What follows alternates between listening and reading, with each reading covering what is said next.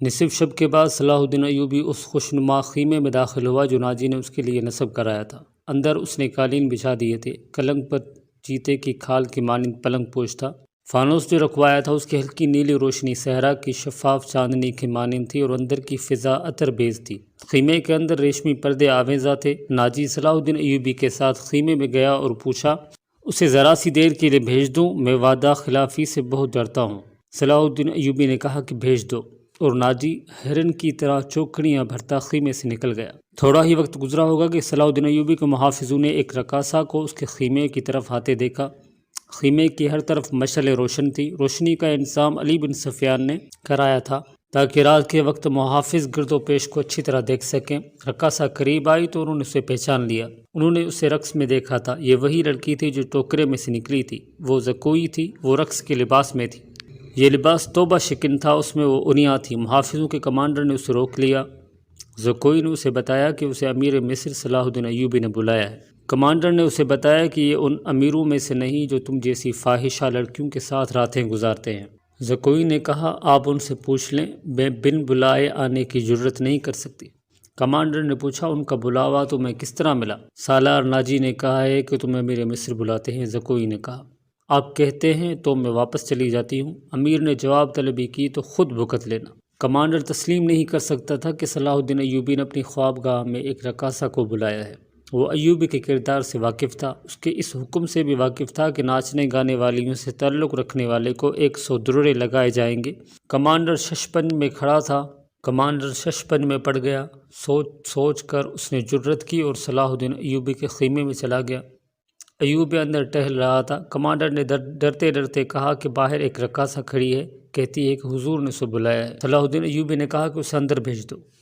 Commander باہر نکلا اور زکوئی کو اندر بھیج دیا۔ محافظوں کو توقع تھی کہ ان کا امیر اور سالار اعظم اس لڑکی کو باہر نکال دے گا۔ وہ سب اس کی گرجدار آواز سننے کے لیے تیار ہو گئے، مگر انہیں ایسی کوئی آواز نہ سنائی دی۔ رات گزرتی جا رہی تھی، اندر سے دھیمی دھیمی باتوں کی آوازیں سنائی دینے لگی۔ محافظ دستے کا کمانڈر بے قراری کے عالم میں ادھر ادھر ٹہلنے لگا۔ ایک محافظ نے اسے کہا کہ کیا یہ حکم صرف ہمارے لیے ہے کہ کسی فاحشہ کے تعلق رکھنا جرم ہے؟ اس نے جواب دیا کہ ہاں، حکم صرف ماتحتوں کے لیے اور قانون صرف رعایا کے لیے ہوتے ہیں۔ امیر مصر کو درے نہیں لگائے جا سکتے، بادشاہوں کا کوئی کردار نہیں ہوتا۔ کمانڈر نے جل کر کہا، صلاح الدین ایوبی شراب بھی پیتا ہوگا، ہم پر جھوٹی پارسائی کا رعب جماتا ہے۔ ان کی نگاہوں میں صلاح الدین ایوبی کا جو بت تھا وہ ٹوٹ گیا۔ اس بت میں سے ایک عربی شہزادہ نکلا جو عیاش اور بد کردار تھا، پارسائی کے پردے میں سے گناہ کا مرتکب ہو رہا تھا۔ ناجی بہت خوش تھا۔ صلاح الدین ایوبی کی خوشنودی کے لیے اس نے شراب سونگھی بھی نہیں تھی۔ وہ اپنے خیمے میں بیٹھا مسرت سے جھوم رہا تھا۔ اس کے سامنے اس کا نائب سالار ادروش بیٹھا تھا۔ اس نے ناجی سے کہا کہ اس سے گئے بہت وقت گزر گیا ہے، معلوم ہوتا ہے ہمارا تیر صلاح الدین ایوبی کے دل میں اتر گیا ہے۔ ناجی نے کہا لگا کر کہا کہ میرا تیر خطا کب گیا تھا؟ اگر یہ تیر خطا جاتا تو فوراً یہیں لوٹ کے ہمارے پاس آ جاتا۔ ادروش نے کہا، تم ٹھیک کہتے تھے، زکوئی انسان کے روپ میں طلسم ہے، معلوم ہوتا ہے یہ لڑکی حشیشین کے ساتھ رہی ہے، ورنہ صلاح الدین ایوبی جیسا بت کبھی نہ توڑ سکتی۔ ناجی نے کہا کہ میں نے اسے جو سبق دیے تھے وہ حشیشین کے کبھی وہم و گمان میں بھی نہ آئے ہوں گے۔ اب صلاح الدین ایوبی کے حلق سے صرف شراب اتارنی رہ گئی۔ ناجی کو باہر قدموں کی آہٹ سنائی دی۔ وہ دوڑ کر باہر گیا۔ وہ زکوئی نہیں تھی، کوئی سپاہی جا رہا تھا۔ ناجی نے دور سے صلاح الدین ایوبی کے خیمے کی طرف دیکھا۔ پردے گرے ہوئے تھے اور باہر محافظ کھڑے تھے۔ اس نے اندر جا کر ادروش سے کہا، اب میں یقین کے ساتھ کہہ سکتا ہوں کہ میری زکوئی نے بت توڑ ڈالا ہے۔ رات کا آخری پہر تھا جب زکوئی صلاح الدین ایوبی کے خیمے سے نکلی۔ ناجی کے خیمے میں جانے کی بجائے وہ دوسری طرف چلی گئی۔ راستے میں ایک آدمی کھڑا تھا جس کا جسم سر سے پاؤں تک ایک ہی لبادے میں ڈھکا ہوا تھا۔ اس نے دھیمی سی آواز میں زکوئی کو پکارا۔ وہ اس آدمی کے پاس چلی گئی۔ وہ آدمی اسے ایک خیمے میں لے گیا۔ بہت دیر کے بعد وہ اس خیمے سے نکلی اور ناجی کے خیمے کا رخ کر لیا۔ ناجی اس وقت تک جاگ رہا تھا اور کئی بار باہر نکل کر صلاح الدین ایوبی کے خیمے کو دیکھ چکا تھا کہ زکوئی نے صلاح الدین ایوبی کو پھانس لیا ہے اور اسے آسمان کے بلندیوں سے گھسیٹ کر ناجی کی ذہنیت کی پستیوں میں لے آئی ہے۔ ادروش، اس نے کہا، رات تو گزر گئی ہے، وہ ابھی تک نہیں آئی۔ ادروش نے کہا کہ وہ اب آئے گی بھی نہیں۔ امیر مصر اسے اپنے ساتھ لے جائے گا، ایسے ہی یہ کوئی شہزادہ واپس نہیں کیا کرتا۔ تم نے اس پر بھی غور کیا ہے؟ ناجی نے کہا کہ نہیں، میں نے اپنی چال کا یہ پہلو تو سوچا ہی نہیں تھا۔ ادروش نے کہا کیا یہ نہیں ہو سکتا کہ امیر مصر زکوئی کے ساتھ باقاعدہ شادی کر لے؟ اس صورت میں یہ خطرہ ہے کہ لڑکی ہمارے کام کی نہیں رہے گی۔ ناجی نے کہا وہ ہے تو ہوشیار، مگر رقاصہ کا کیا بھروسہ؟ رقاصہ کی بیٹی ہے اور تجربہ کار پیشاور ہے، دھوکہ دے سکتی ہے۔ وہ گہری سوچ میں کھویا ہوا تھا کہ زکوئی اس کے خیمے میں داخل ہوئی۔ اس نے ہنس کر کہا اپنے امیر کے جسم کا وزن کرو اور لاؤ اتنا سونا، آپ نے میرا یہی انعام مقرر کیا تھا نا؟ ناجی نے بے تابی سے پوچھا کہ پہلے بتاؤ ہوا کیا؟ زکوئی نے جواب دیا کہ جو آپ چاہتے تھے۔ آپ کو یہ کس نے بتایا تھا کہ صلاح الدین ایوبی پتھر ہے، فولاد ہے اور وہ مسلمانوں کے اللہ کا سایہ ہے؟ اس نے زمین پر پاؤں کا ٹھڈ مار کر کہا وہ اس ریت سے بھی زیادہ بے بس ہے جسے ہوا کے ہلکے ہلکے جھونکے اڑاتے پھرتے ہیں۔ ادروش نے کہا تمہارے حسن کے جادو اور زبان کی طلسم نے اسے ریت بنایا ہے، ورنہ یہ کمبخت چٹان تھا۔ زکوئی نے کہا ہاں چٹان تھا، اب ریتلا ٹیلا بھی نہیں۔ ناجی نے پوچھا کہ میرے متعلق کوئی بات ہوئی تھی؟ زکوئی نے جواب دیا کہ پوچھتا تھا کہ ناجی کیسا آدمی ہے۔ میں نے جواب دیا کہ مصر میں اگر کسی پر آپ کو اعتماد کرنا چاہیے تو وہ صرف ناجی ہے۔ اس نے پوچھا کہ تم کس طرح اسے جانتی ہو؟ میں نے کہا کہ وہ میرے باپ کے گہرے دوست ہیں، ہمارے گھر گئے تھے اور میرے باپ سے کہتے تھے کہ میں صلاح الدین ایوبی کا غلام ہوں، مجھے سمندر میں کودنے کا حکم دیں گے تو کود جاؤں گا۔ پھر اس نے مجھ سے پوچھا کہ تم باعصمت لڑکی ہو؟ میں نے کہا کہ میں آپ کی لونڈی ہوں، آپ کا ہر حکم سر آنکھوں پر۔ کہنے لگا کہ کچھ دیر میرے پاس بیٹھو۔ اس کے پاس بیٹھ گئی، پھر وہ اگر پتھر تھا تو موم ہو گیا۔ میں نے موم کو اپنے سانچے میں ڈھال لیا، اس سے رخصت ہونے لگی تو اس نے مجھ سے معافی مانگی۔ کہنے لگا کہ میں نے زندگی میں پہلا گناہ کیا ہے۔ میں نے کہا یہ گناہ نہیں، آپ نے میرے ساتھ دھوکہ نہیں کیا، زبردستی نہیں کی، مجھے بادشاہوں کی طرح حکم دے کر نہیں بلایا، میں خود آئی تھی، پھر بھی آؤں گی۔ لڑکی نے ہر ایک بات اس طرح کھل کر سنائی جس طرح اس کا جسم عریاں۔ ناجی نے جوش و مسرت سے اس نے اپنے بازوؤں میں لے لیا۔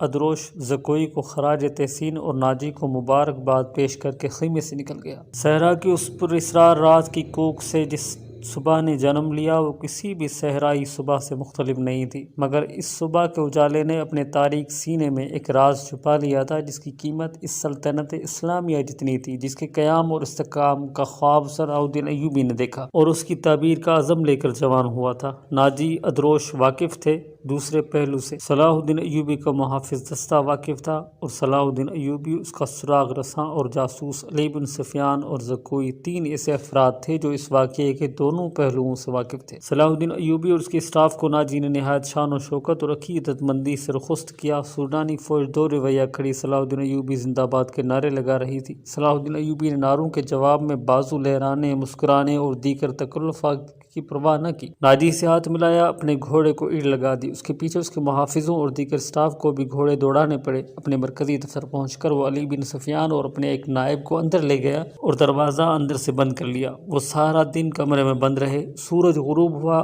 رات تاریک ہو گئی۔ کمرے کے اندر کھانا تو درکنار پانی بھی نہیں گیا۔ رات خاصی گزر چکی تھی جب تینوں باہر نکلے اور اپنے اپنے گھروں کو روانہ ہو گئے۔ علی بن سفیان ان سے الگ ہوا تو محافظوں کے دستے کے کمانڈر نے اسے روک لیا اور کہا محترم، ہمارا فرض ہے کہ ہم حکم مانیں اور زبانیں بند رکھیں، لیکن میرے دستے میں ایک مایوسی اور بے اطمینانی پیدا ہو گئی ہے، خود میں بھی اس کا شکار ہو رہا ہوں۔ علی بن سفیان نے کہا کہ کیسی مایوسی؟ محافظ کہتے ہیں کہ ایک فوج کو شراب پینے کی اجازت ہے تو ہمیں اس سے کیوں منع کیا گیا ہے؟ کمانڈر نے کہا اگر آپ میری شکایت کو گستاخی سمجھے تو سزا دے دیں، لیکن میری شکایت سن لیں۔ ہم اپنے امیر کو خدا کا برگزیدہ انسان سمجھتے تھے اور اس پر دل و جان سے فدا تھے، مگر رات علی بن سفیان نے اس کی بات پوری کرتے ہوئے کہا کہ اس کے خیمے میں ایک رقاصہ گئی تھی، تم نے کوئی گستاخی نہیں کی۔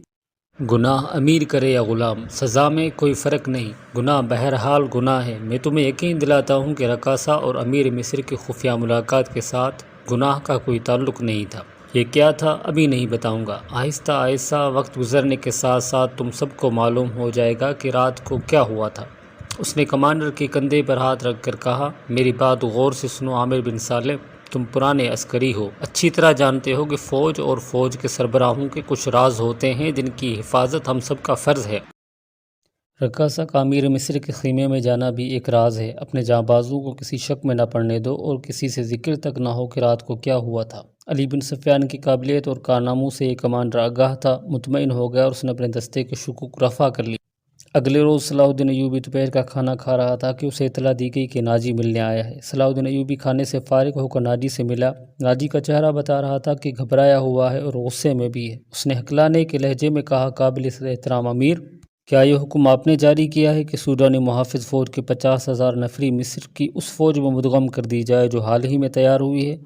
صلاح الدین ایوبی نے تحمل سے جواب دیا کہ ہاں ناجی، میں نے کل سارا دن اور رات کا کچھ حصہ صرف کر کے اور بڑی گہری سوچ و بچار کے بعد یہ فیصلہ تحریر کیا ہے کہ جس فوج کے تم سالار ہو اسے مصر کی فوج میں اس طرح مدغم کر دیا جائے کہ ہر دستے میں سوڈانیوں کی نفری صرف 10% ہو، اور تمہیں یہ حکم بھی مل چکا ہوگا کہ تم اب اس فوج کے سالار نہیں ہوگے، تم فوج کے مرکزی دفتر میں آ جاؤ گے۔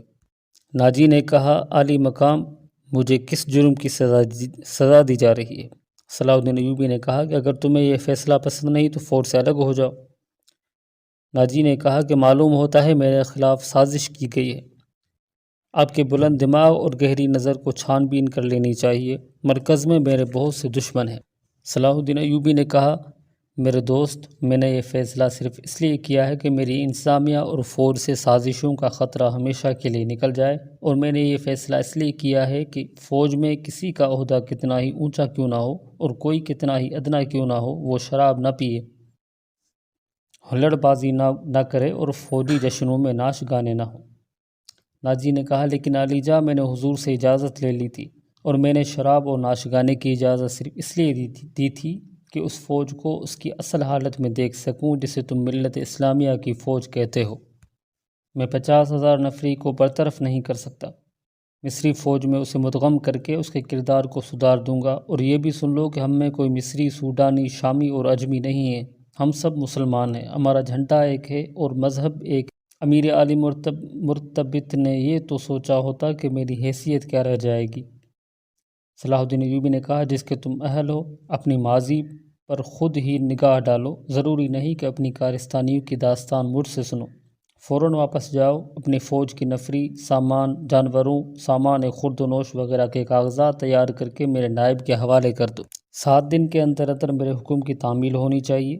ناجی کچھ کہنا چاہتا تھا، لیکن صلاح الدین ایوبی ملاقات کے کمرے سے نکل گیا۔ یہ بات ناجی کے خفیہ حرم میں بھی پہنچ گئی تھی کہ زکوئی کو امیر مصر نے رات بھر کا شرف باری آبی بخشا ہے۔ زکوئی کے خلاف حسد کی آگ پہلے ہی پھیلی ہوئی تھی۔ اسے آئے ابھی بہت تھوڑا عرصہ گزرا تھا، لیکن ناجی پہلے روز سے ہی اسے اپنے ساتھ رکھنے لگا تھا۔ اسے ذرا بھی دیر کے لیے بھی اپنے اس حرم میں نہیں جانے دیا تھا جہاں اس کے دل پسند ناچنے گانے والیاں لڑکیاں رہتی تھیں۔ زکوئی کو اس نے الگ کمرہ دیا تھا۔ انہیں یہ تو معلوم نہ تھا کہ ناجی اسے صلاح الدین ایوبی کو موم کرنے کی ٹریننگ دے رہا ہے اور وہ کسی بہت بڑی تخریبی منصوبے پر کام کر رہا ہے۔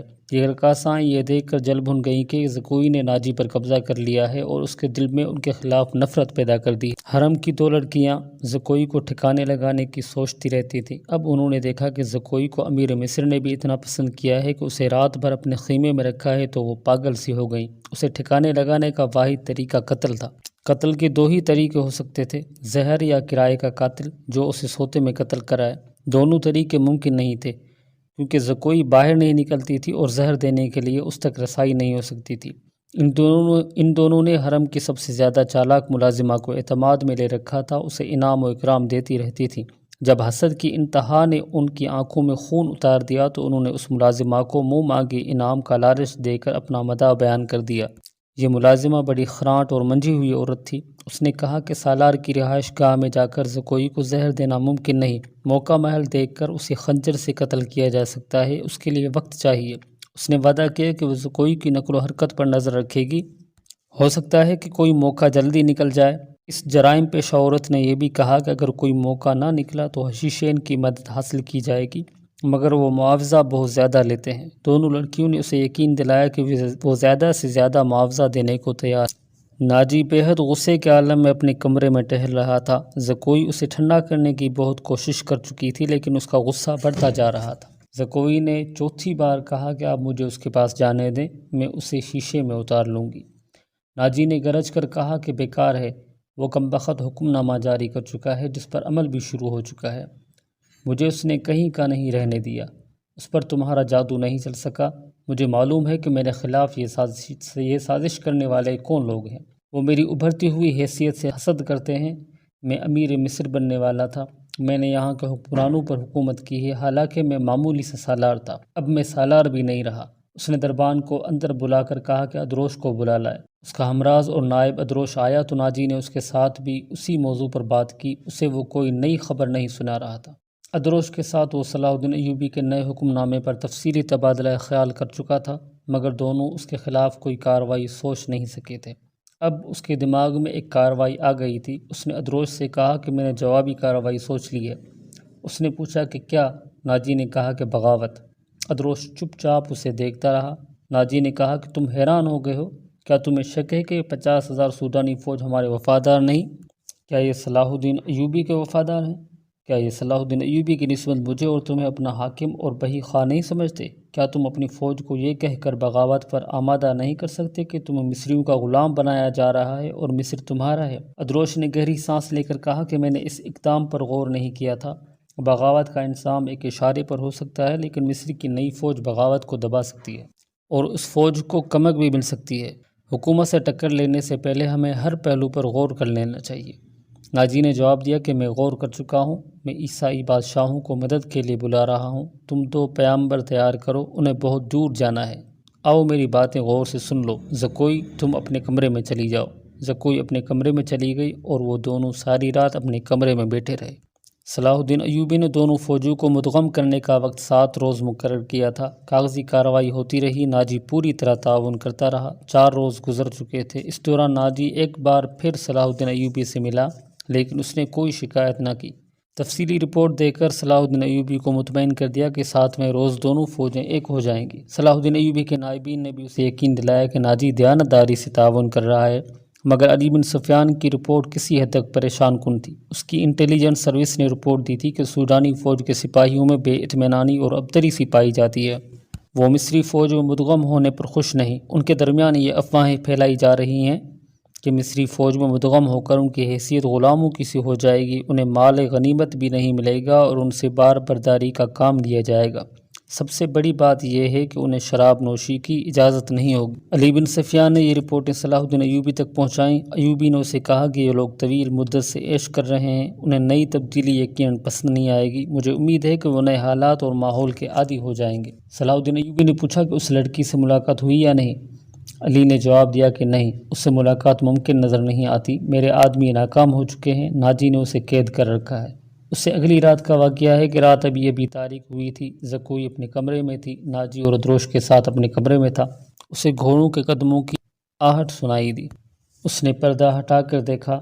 باہر کے چراغوں کی روشنی میں اسے 2 گھوڑ سوار گھوڑوں سے اترتے دکھائی دیے۔ لباس سے وہ تاجر معلوم ہوتے تھے، لیکن وہ گھوڑوں سے اتر کر ناجی کے کمرے کی طرف چلے تو ان کی چال بتاتی تھی کہ یہ تاجر نہیں۔ اتنے میں ادروش باہر نکلا۔ دونوں سوار اسے دیکھ کر رک گئے اور ادروش کو سپاہیوں کے انداز سے سلام کیا۔ ادروش ان کے گرد گھوم کر ان کے لباس کا جائزہ لیا، پھر انہیں کہا کہ ہتھیار دکھاؤ۔ دونوں نے پھرتی سے چوغے کھولے اور ہتھیار دکھائے۔ ان کے پاس چھوٹی تلواریں اور ایک خنجر تھا۔ ادروش انہیں اندر لے گیا۔ دربان ایک طرف کھڑا تھا۔ زکوئی گہری سوچ میں کھو گئی۔ وہ کمرے سے نکلی اور ناجی کے کمرے کا رخ کیا، مگر دربان نے اسے دروازے پر روک لیا اور کہا کہ اسے حکم ملا ہے کہ کسی کو اندر نہ جانے دوں۔ زکوئی کو وہاں ایسی حیثیت حاصل ہو گئی تھی کہ وہ کمانڈروں پر بھی حکم چلانے لگی تھی۔ دربان کے روکنے سے وہ سمجھ گئی کہ کوئی خاص بات ہے۔ اسے یاد آیا کہ 2 راتیں پہلے ناجی اس کی موجودگی میں ادروش سے کہا تھا کہ میں عیسائی بادشاہوں کو مدد کے لیے بلا رہا ہوں، تم 2 پیامبر تیار کرو، انہیں بہت دور جانا ہے۔ اور پھر اس نے زکوئی کو اپنے کمرے میں چلے جانے کو کہا تھا اور اس نے بغاوت کی باتیں بھی کی تھی۔ یہ سب کچھ سوچ کر وہ اپنے کمرے میں واپس چلی گئی۔ اس کے اور ناجی کے خاص کمرے کے درمیان ایک دروازہ تھا جو دوسری طرف سے بند تھا۔ اس نے اس دروازے کے ساتھ کان لگا دیے۔ ادھر کی آوازیں دھیمی تھی، اسے کوئی بات سمجھ نہ آئی۔ کچھ دیر بعد اسے ناجی کی بڑی صاف آواز سنائی دی۔ اس نے کہا کہ آبادیوں سے دور رہنا، اگر کوئی شک میں پکڑنے کی کوشش کرے تو سب سے پہلے یہ پیغام غائب کرنا، جان پر کھیل جانا، جو بھی راستے میں حائل ہو اسے ختم کر دینا۔ تمہارا سفر 4 دنوں کا ہے، 3 دنوں میں پہنچنے کی کوشش کرنا۔